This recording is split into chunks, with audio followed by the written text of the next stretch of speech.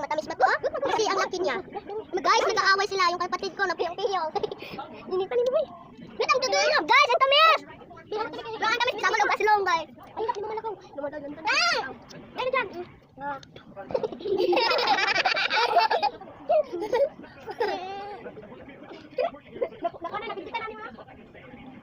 Napisikan siguro ni. Napisikan siguro na, kanibasa man o. Guys, ang tamis niya, guys. Hindi kami Tagalog, pero marunong kami mag-Tagalog. Bisaya kami, pero marunong kami mag-Tagalog. Pa.